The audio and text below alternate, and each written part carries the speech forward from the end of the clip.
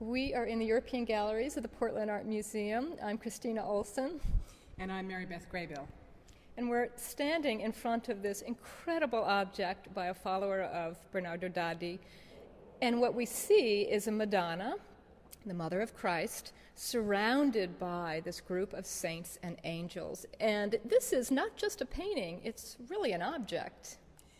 What really draws me to this piece, of the many, many Madonna and Christ as an infant paintings in this room, is what you've just pointed out, that it is not a flat surface, it's not an easel painting, but the whole thing is in fact a miniature church. Yes.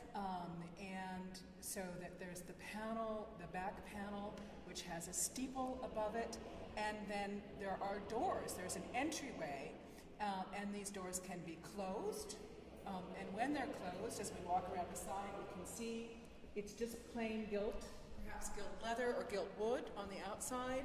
But then when you enter the space, when you open the doors, suddenly you're in the presence of the Madonna. Absolutely. I love that too. And I love this way in which you realize that the object was both, of course, a representation, but also something that you, the viewer, and the devotee have a relationship with, and the doors open, and you're in the presence of the Madonna, and this scene is revealed to you. And let's talk about this scene, because it's really, really not just an image of the Madonna, but also the story of her life. Right. We see the angel Gabriel on the top left door, and the angel Gabriel comes down from heaven and tells Mary that she will be the mother of Christ, that she will bear a son. The Annunciation scene.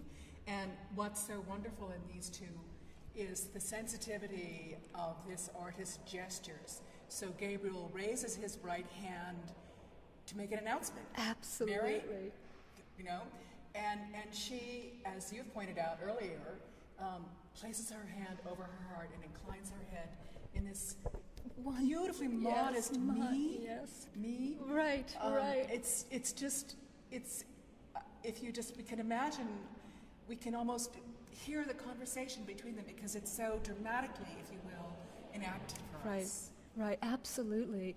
And then below the angel Gabriel, we see, in fact, the nativity scene when Christ is born in the manger. In the manger, with a cow and a donkey. Absolutely, and angels above with halos. And Joseph below, interacting, I think, with a shepherd. Right. And then over here, on the right-hand side, is the crucifixion. Christ on the cross, emaciated. His skin even takes on a sort of deathly pallor.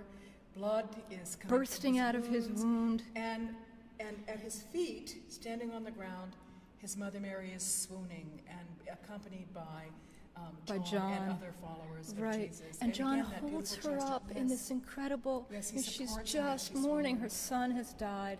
And I love the way in which then the object has both an immediate time and also a narrative time. In other words, we come upon it and there the Virgin is, but what we see to the left and right is both what has happened before and what will happen to come. So this is just this unbelievable sense of presence and kind of multiple senses of time in the object. And it just occurs to me, as you say that if we think about it, the panels have narrative things, things that happened, things that are recorded in the Bible. But the central panel of Mary enthroned, that's not in the biblical text, but also because that's presented hierarchically.